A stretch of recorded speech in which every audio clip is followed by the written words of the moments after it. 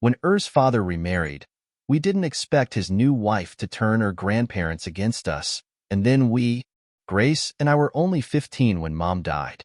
It happened so suddenly. One day she was healthy, laughing with us at the dinner table, and the next, she was gone. A heart attack, the doctors said. She was just 42. It felt like the ground had been ripped out from beneath us, and we were left to figure out how to stand again. Dad was a mess, of course, but he did his best to keep things together for us.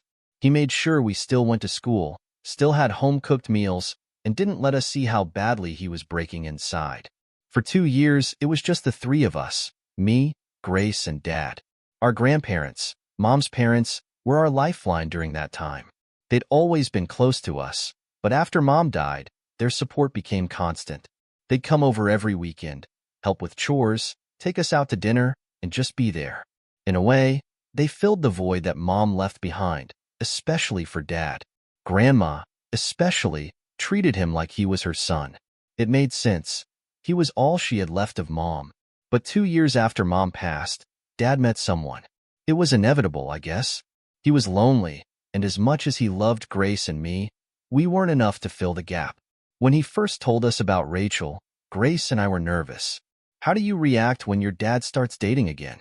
But then he introduced her to us, and she was nice. Really nice, actually. Almost too perfect.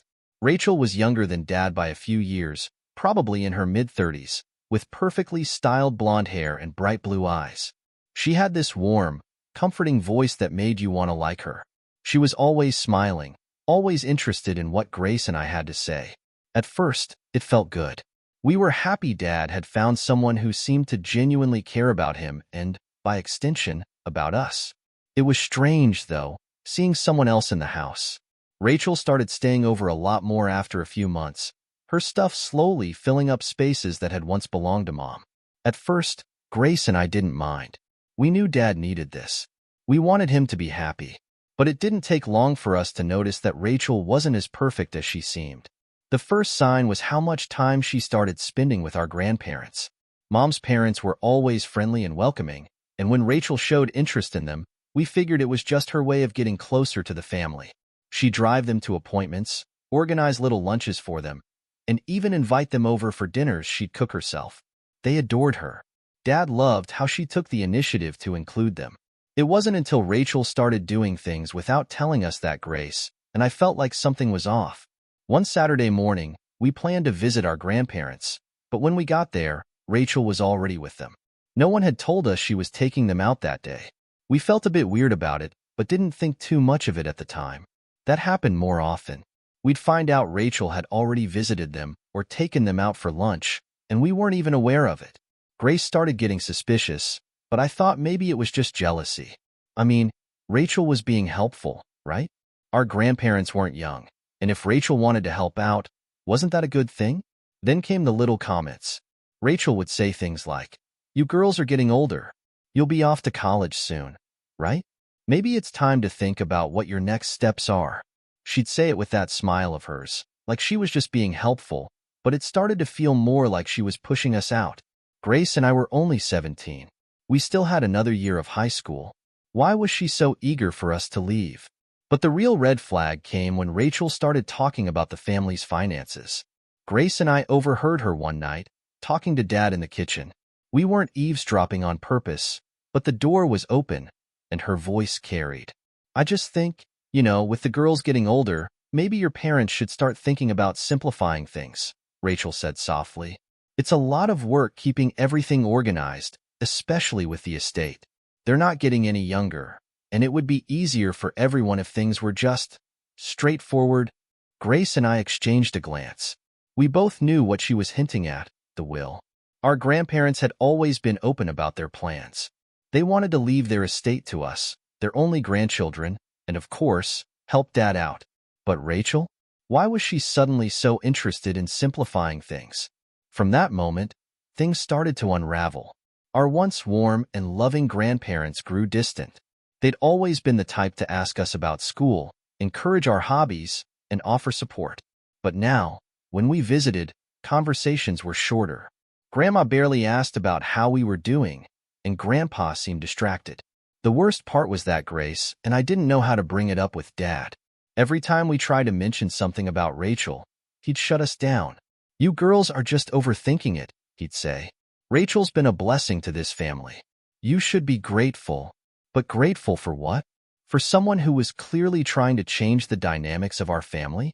Someone who was slowly taking over, turning our grandparents against us? Grace and I could feel it. We were being edged out, and no one seemed to notice but us. Then came the family meeting. Dad called us all together one Sunday afternoon. It was just Grace, me, Dad, and Rachel. He told us that Rachel had suggested they start planning for the future. That included making decisions about the estate and how things would be handled. Dad said that Rachel had already been talking to our grandparents about it, and they agreed it was time to start making changes.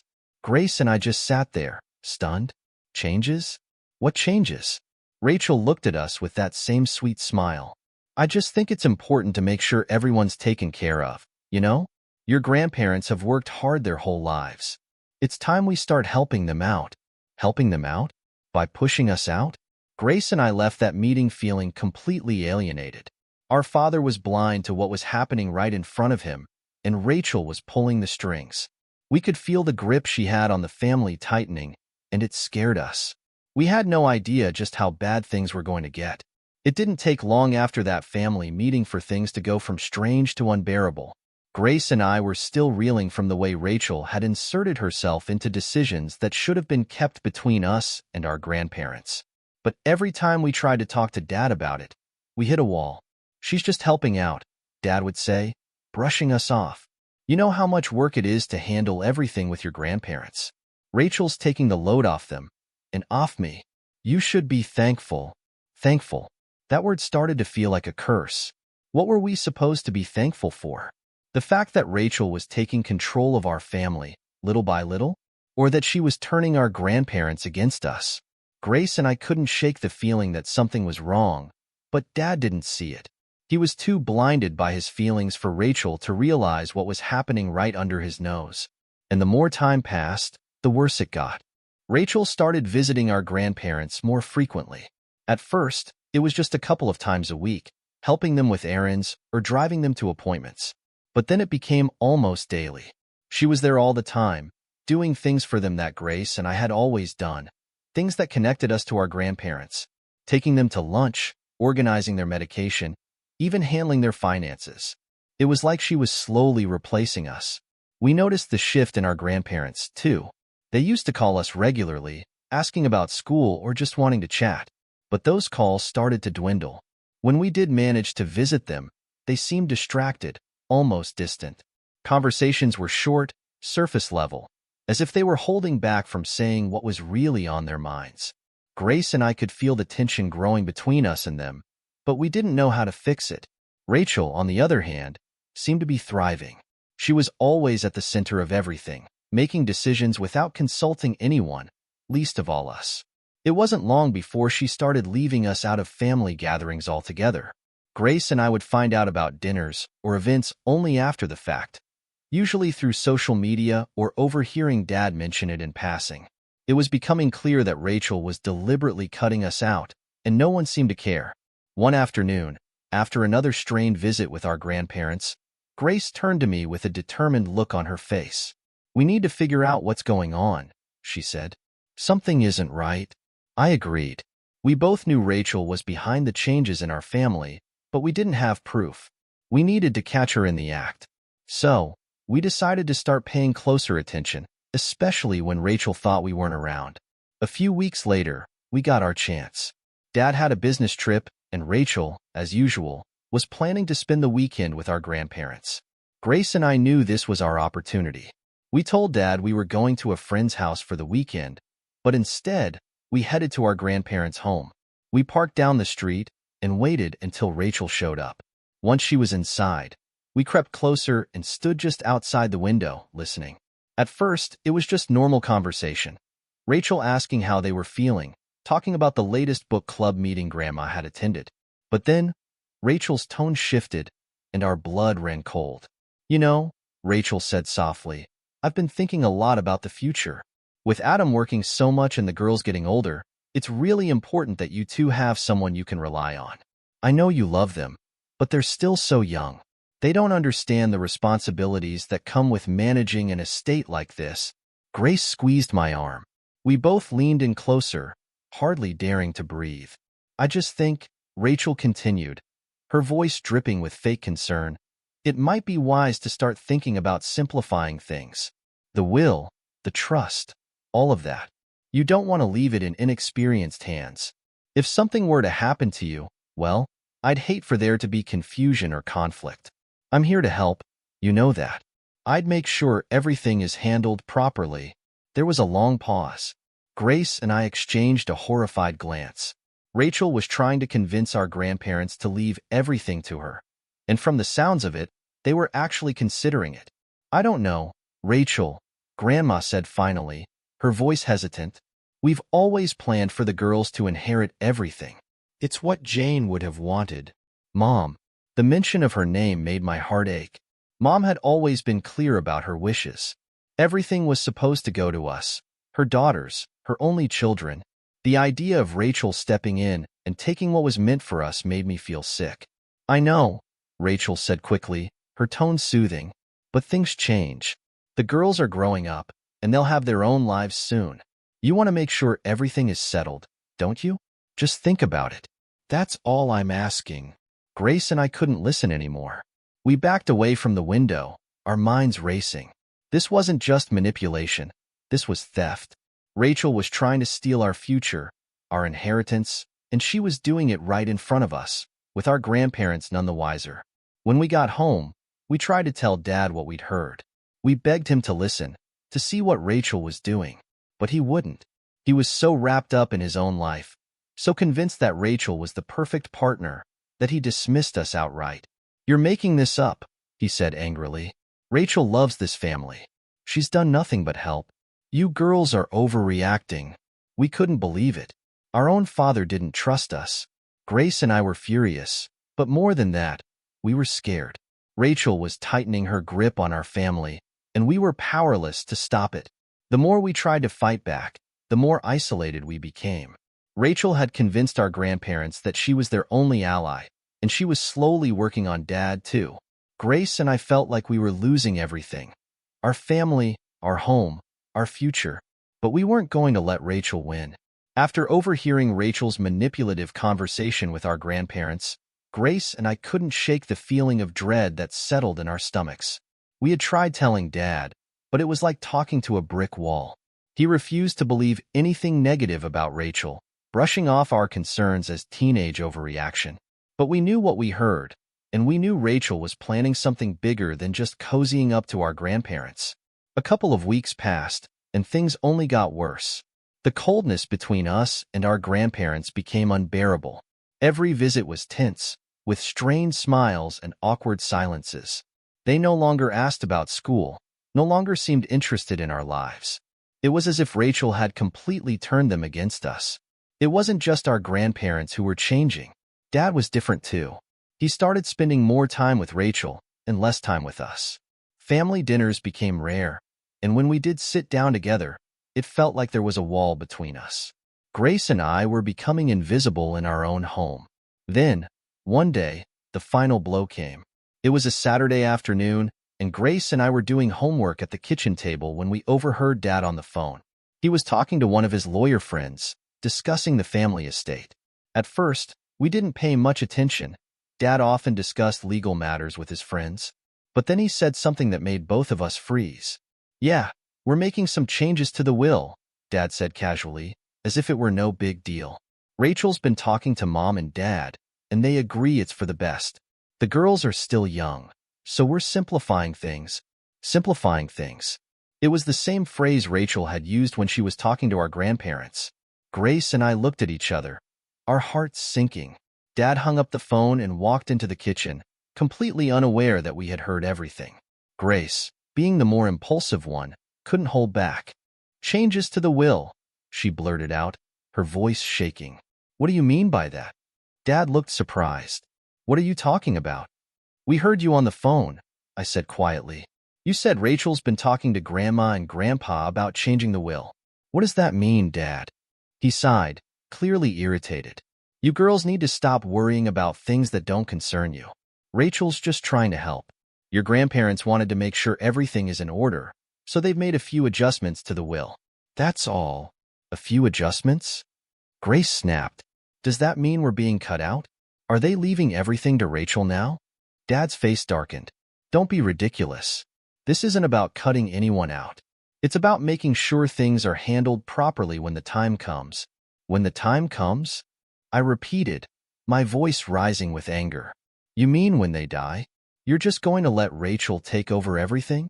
Dad slammed his hand on the table, silencing us. Enough, he shouted.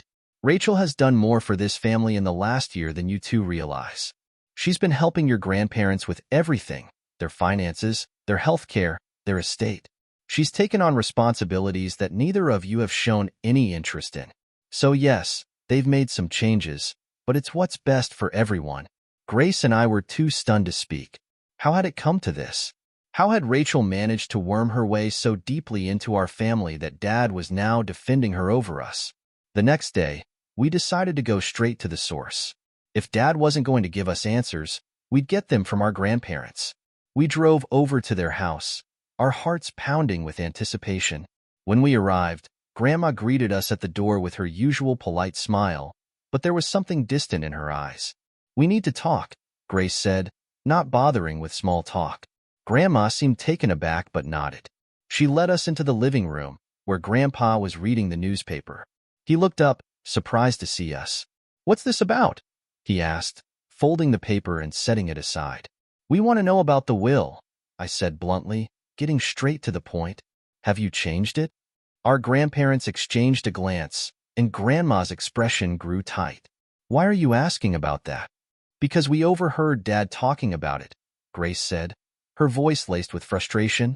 He said Rachel's been talking to you about making changes.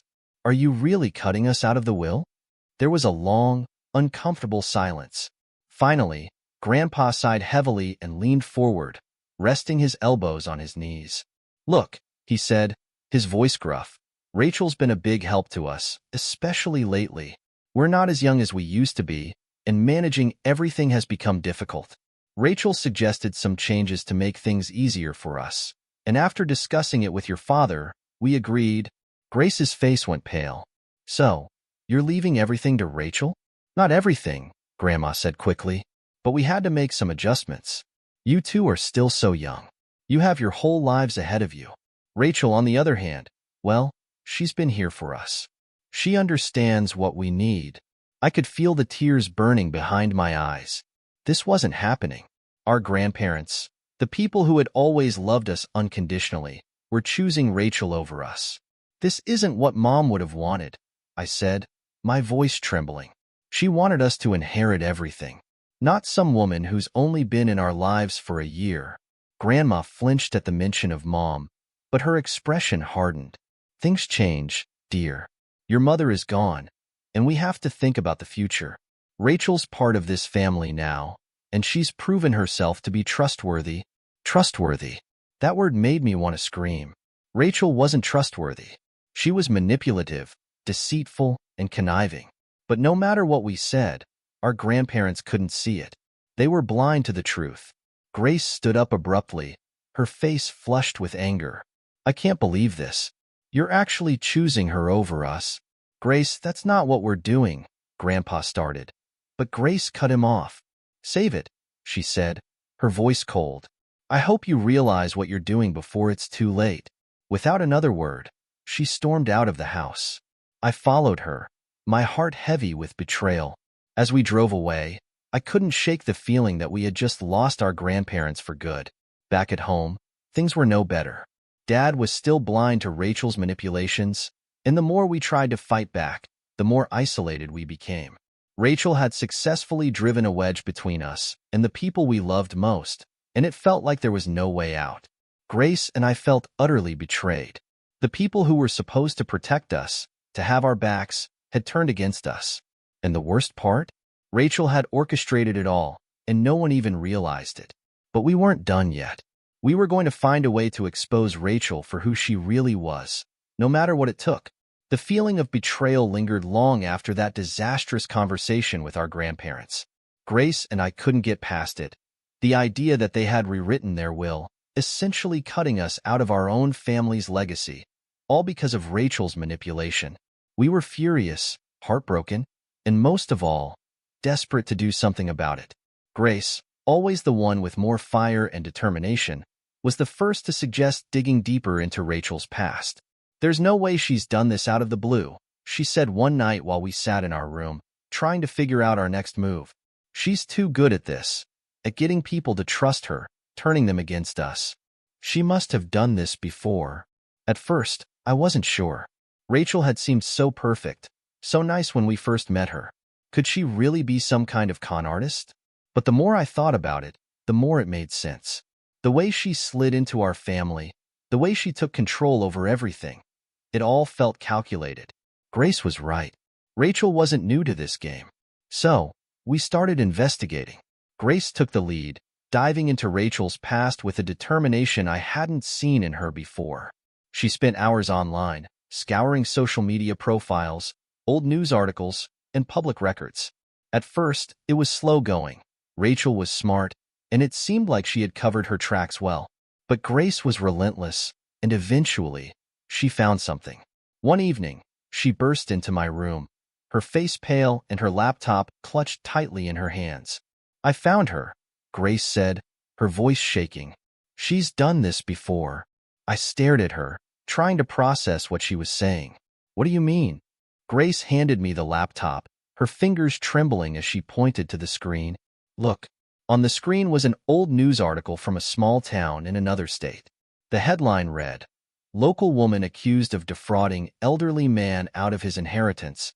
The picture accompanying the article was blurry, but the face was unmistakable.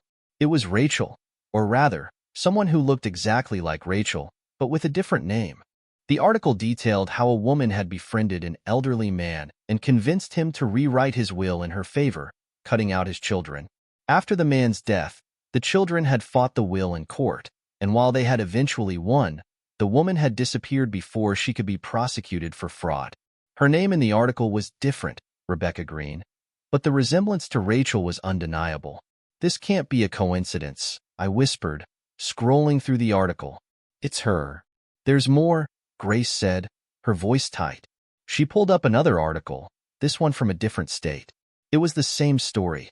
A wealthy widow this time, manipulated into leaving her fortune to a woman who had inserted herself into the family's lives.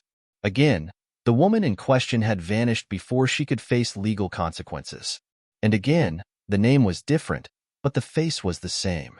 Rachel had a history of doing this. She'd been jumping from family to family, manipulating wealthy individuals into rewriting their wills, and then disappearing once she got what she wanted. Grace and I were horrified. "How could Dad not know?" I asked, feeling sick to my stomach. "How could anyone not see what she's doing?" "Because she's good at it," Grace said bitterly. "She makes people trust her, and then she tears everything apart. We knew we had to confront her. This was the proof we needed to finally show Dad and our grandparents who Rachel really was. But we also knew it wasn't going to be easy.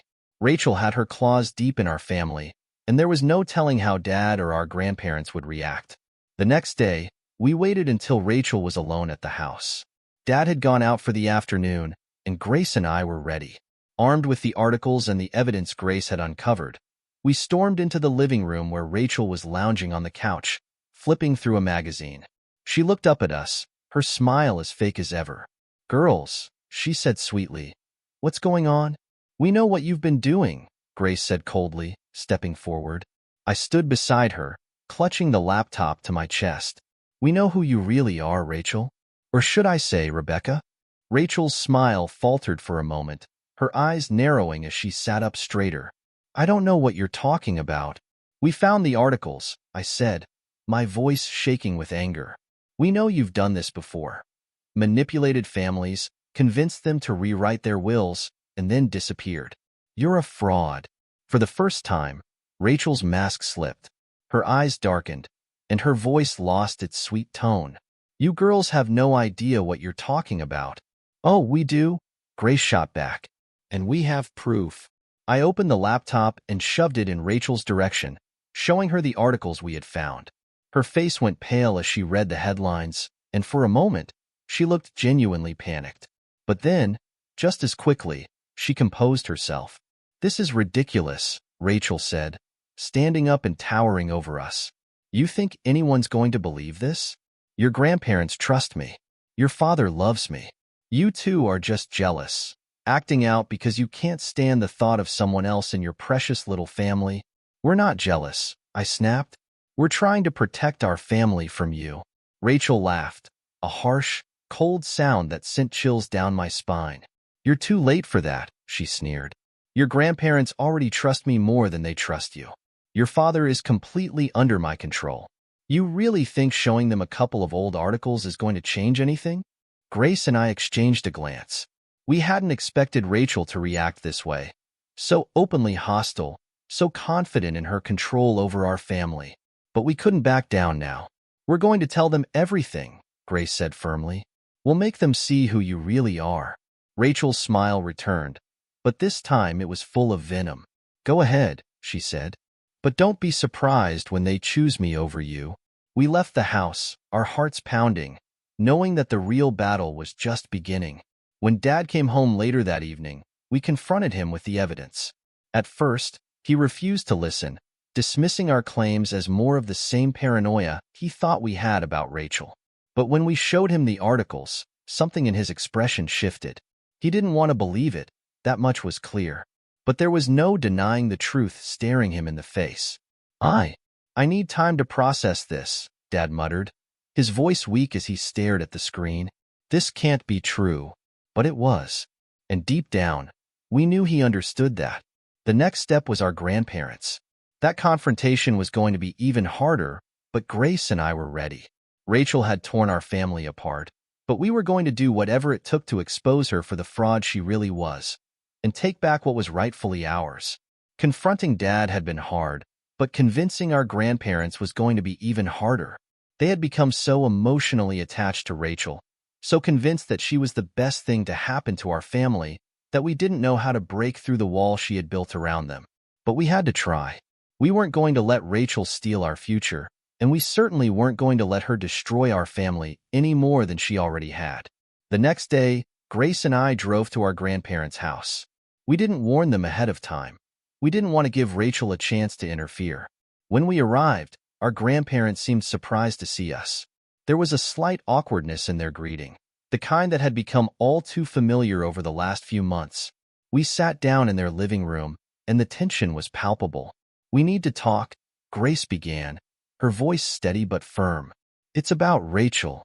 Grandma exchanged a quick glance with Grandpa, and I could see the resistance already building in their expressions. "Girls," Grandma said softly, "we've been through this. Rachel has been nothing but kind to us.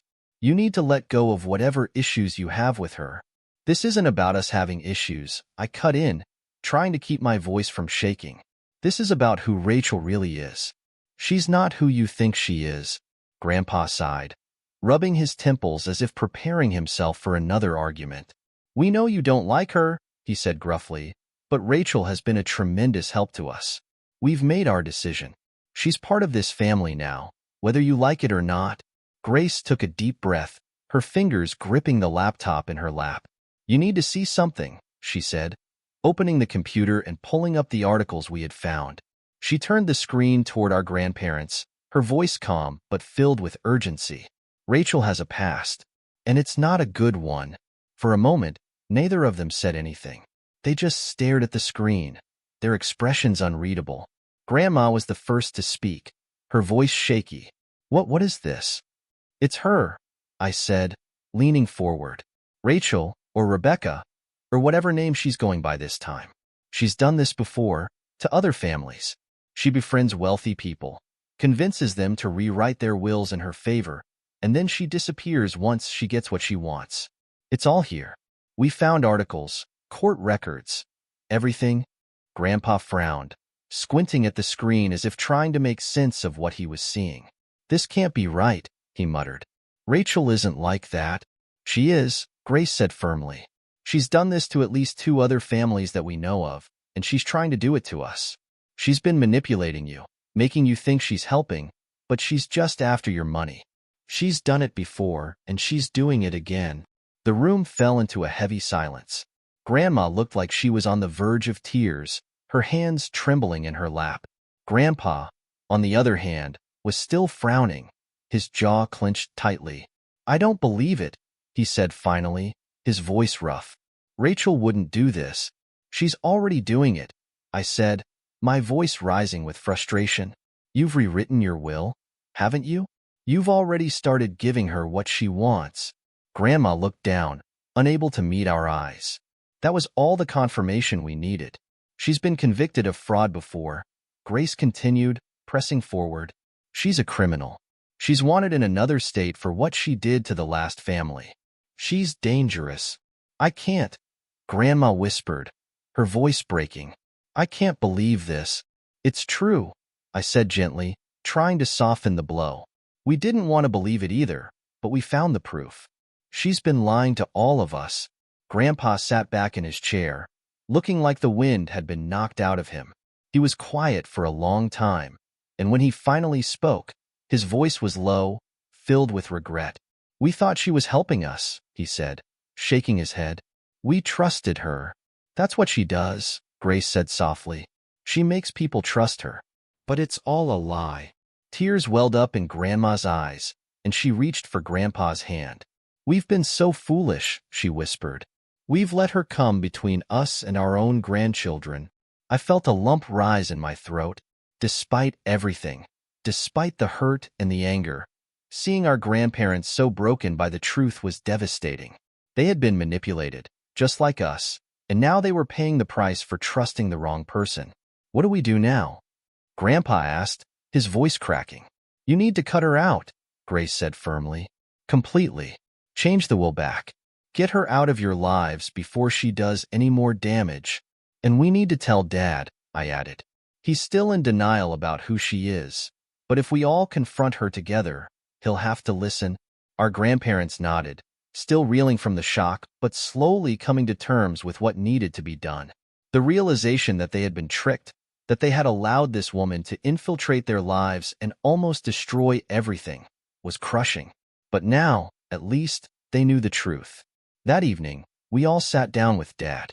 He looked confused when we showed up with our grandparents, but the moment we laid out the evidence in front of him, something in his expression shifted. At first, he was angry, defensive, even, insisting that Rachel couldn't have done those things. But when he saw the articles, the court records, the undeniable proof of her past, his defenses crumbled. She lied to me," Dad muttered, staring at the screen in disbelief. "She lied about everything." Grace and I watched as the realization sank in for him, the weight of the betrayal hitting him like a ton of bricks. Rachel had fooled him too, just like she had fooled our grandparents. And now, there was no denying it. Later that night, Dad confronted Rachel. We weren't there for the confrontation, but we heard enough from Dad afterward to know that it hadn't gone well. Rachel tried to deny everything at first, but when Dad presented her with the evidence, she knew she was caught. She packed her things and left that same night, disappearing just as quickly as she had come into our lives. In the days that followed, our family began to heal. The will was rewritten, restoring the inheritance to Grace and me, just as Mom had intended. Our grandparents apologized profusely for not believing us, and though the damage Rachel had done would take time to mend, we were on the road to rebuilding our relationships with them. As for Dad, he was devastated. The realization that he had allowed someone like Rachel into our lives, that he had chosen her over his own daughters, was a hard pill to swallow. But with time, we forgave him. We knew how good Rachel was at manipulating people, and we couldn't blame him for falling for her lies. Rachel, as far as we know, disappeared again. We haven't heard from her since, but we know one thing for sure. She won't be able to hurt our family anymore. In the end, Grace and I came out of it stronger than ever. We had exposed Rachel for who she truly was, saved our family from her clutches, and rebuilt the relationships that had almost been destroyed. It hadn't been easy, but we had one, and that was all that mattered.